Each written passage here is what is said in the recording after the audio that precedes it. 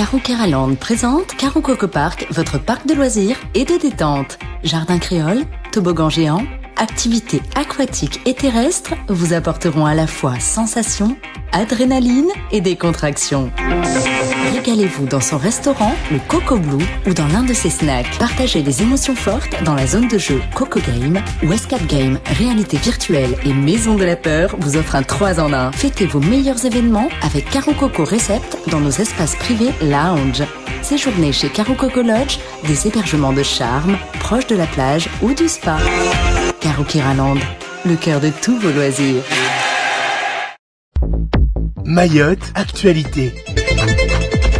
Du jour, nous parlerons d'éducation avec cette rentrée scolaire aux nombreuses incertitudes, bilan d'Octobre Rose, stade de Cavani, environnement, et nous finirons avec le changement d'heure. Mais tout d'abord, à la une de ce journal, après 2 semaines de repos, aujourd'hui c'est la rentrée pour les plus de 100 000 élèves de notre île. Une rentrée scolaire qui, comme je vous le disais en titre, se caractérise par de nombreuses incertitudes. La situation semble tendue à un point tel que le rectorat a jugé bon d'écrire à l'ensemble du personnel pour marteler que l'implication de tous est indispensable. Première des tensions et non des moindres, c'est la crise de l'eau, puisque pour la première fois depuis le début de la crise, les écoles vont devoir fonctionner avec des coupures de 54 heures. Elles étaient de 48 heures auparavant. Il est question que certains établissements n'ouvrent que le matin, et d'autant que nombreuses sont les écoles à n'être pas encore raccordées sur le chemin de l'eau ou à ne pas disposer de réserves suffisantes. En outre, une inconnue pèse sur cette rentrée, celle du nombre d'enseignants qui, comme ils l'avaient annoncé avant le départ en vacances, ne sont peut-être pas rentrés à Mayotte après les vacances. Quid du mouvement de grève qui était suspendu aux arbitrages des ministères sur l'indexation des salaires, sachant que l'échéance approche. Enfin, sur le front de l'insécurité, les violences sont nettement reparties à la hausse, ce qui ne promet pas une reprise sereine. Et dans tout cela, ce sont les élèves qui sont privés d'une éducation au même niveau que les autres, parce que certainement pas dans les mêmes conditions. Suite de ce journal avec le bilan d'Octobre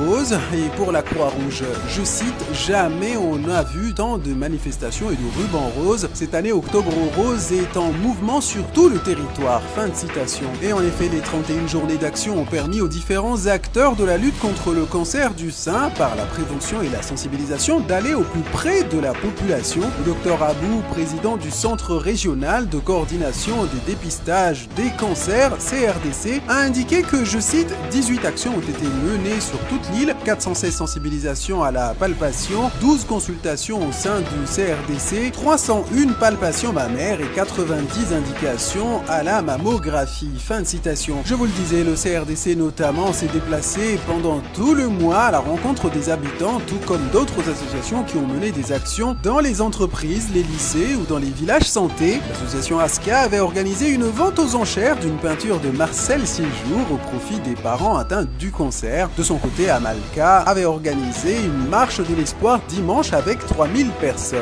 Suite de ce journal avec le stade de Cavani, l'Arlésienne de l'aménagement. Aujourd'hui squatté par des migrants, le stade de Cavani, propriété du conseil départemental, imaginé depuis une vingtaine d'années mais jamais terminé, il se retrouve aujourd'hui au milieu d'une polémique. En effet, depuis quelques semaines, le stade de Cavani abrite un campement de fortune de migrants africains devenus trop nombreux pour continuer à habiter autour des locaux de Solidarité Mayotte. Les riverains se plaignent de cette situation qui cause une gêne importante dans le quartier. Mais en principe, un stade sert à faire des activités sportives et là non plus, les choses ne tournent pas rond puisque de leur côté, les athlètes aussi se plaignent de nombreuses difficultés qu'ils ont à s'entraîner sur le site du fait des équipements qui ne sont pas aux normes. Au milieu de tout cela, aujourd'hui, cet aménagement initialement en périphérie de la ville comme partout ailleurs en France se retrouve en plein milieu de l'agglomération. La députée Estelle Youssoufa propose que le conseil départemental transfère l'équipement à la ville pour en faire une aire de jeu comme cela se fait ailleurs. Mais certains habitants réclament une infrastructure sportive. Et comme on dit chez nous, Jishtema, en bref, une chose qui pourrait aussi être une arlésienne chez nous, la salubrité publique. En effet, le vendredi 27 octobre dernier, l'Académa et Mayotte Nature Environnement ont signé une convention pour la protection de l'environnement à Mayotte. Pour rappel, Mayotte Nature Environnement est une fédération qui regroupe 25 associations. Leur objectif est de lutter contre la pollution et les déchets, un enjeu évident évidemment vitale pour notre île. Une plateforme nommée Sentinelle de la Nature a été spécialement créée pour les communes de Dembéni et Mamoudzou. Il s'agit d'une application que chaque habitant peut télécharger sur son smartphone afin de pouvoir signaler de manière anonyme toute atteinte à la nature, que ce soit les dépôts sauvages, les feux de forêt, les constructions illégales, la déforestation ou encore les captages d'eau sauvage. Les données ainsi récoltées permettront aux institutions concernées d'agir. Et à défaut de clôturer le débat sur les changements d'heure, je vous propose de clôturer cette édition sur ce sujet. C'est hier que l'Hexagone, comme de nombreux pays européens, ont opéré leur changement d'heure. Comme chaque fin octobre, les montres ont ainsi été reculées d'une heure, ce qui fera des journées plus courtes. L'objectif visé par ce dispositif étant d'économiser l'énergie en utilisant la lumière naturelle. Mais ce dispositif fait débat en Europe et après avoir décidé par une directive de 2019 sans succès d'y mettre fin en 2021, puis 2022 et encore 2023, et que chaque pays adopte une heure permanente, que ce soit l'heure d'hiver ou l'heure d'été, l'Union européenne est toujours en plein débat sur le sujet. Certains pays souhaitent maintenir les changements d'heure. En tout état de cause, ces changements ont un impact qui n'est pas minime à Mayotte, comme à La Réunion, où en attendant, les administrations, les entreprises, mais aussi les particuliers n'ont d'autre choix que de s'adapter au grand décalage horaire de 2 heures, en tout cas en ce qui concerne Mayotte, et ce pour les mois à venir. Ce matin, à 7h, on va recevoir M'Kolo Menti. Alors, on va parler de la propreté de Mamoudzou. Alors, c'est vrai qu'il y a eu des efforts, on va le reconnaître, on va pas toujours être critique, mais il y a encore beaucoup à faire, et du reste, il sera sur ce plateau pour annoncer ce qui va se passer, ce qui s'est déjà passé, et ce qui va se passer ensuite dans les jours qui viennent, et vous allez voir qu'il y a encore du travail, mais alors beaucoup de travail. On en parlera avec lui tout à l'heure. Et puis, à 7h30, on va recevoir Régis Maceo, on aura Ladji Bakolo et Bertrand Herbert sur ce même plateau. Avec eux, on va parler de la problématique de la détaxe. Ça vous parle, Fatihou, ça? Eh bien, figurez-vous que les professionnels de la mer ont droit à acheter le carburant détaxé. À un prix réduit, oui. Voilà, seulement, contrairement à ce qui se passe ailleurs en métropole, eux doivent l'acheter plein pot. On leur donne un ticket. Ils doivent le donner au conseil départemental et le conseil départemental doit les rembourser. Seulement, voilà, il y a un problème. Il n'y a pas de remboursement. Donc ça commence à faire très très cher. Il y a a priori plusieurs millions d'euros qui sont en attente de paiement, et ça commence à poser de sérieux problèmes. L'eau également, du côté de la poissonnerie, tiens, Capitaine Alandor, pose un sérieux problème parce que pas d'eau.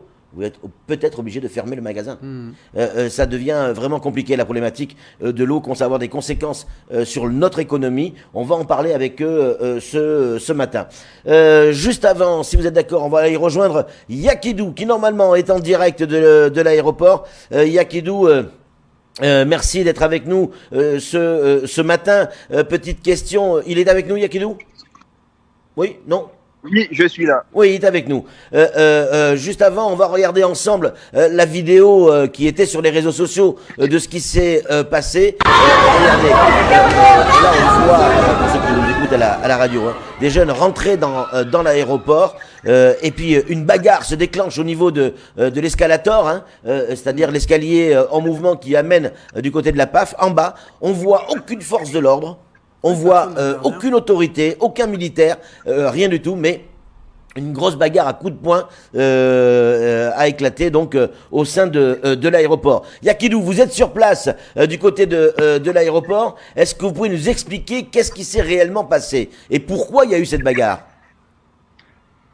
Pourquoi il y a eu cette bagarre? C'est juste que il s'agit de 2 bandes rivales de Pamandzi et de l'Abattoir qui se nomment, parce que moi, c'est cette semaine que je sais que à l'Abattoir, c'est les terroristes, à Pamandzi, c'est les Watoro. Donc, c'est tout le temps des feuilletons de bagarres, même sur les routes. Donc, la semaine dernière, jeudi dernier, pour être précis, c'est à l'aéroport parce que un des bandes prenait l'avion pour aller quitter Mayotte, pour aller faire sa vie peut-être ailleurs ou en vacances. Donc, une dizaine de jeunes qui ont su que voilà, ils prenaient l'avion, ils l'ont attaqué, ils sont venus à l'aéroport pour l'empêcher de prendre l'avion.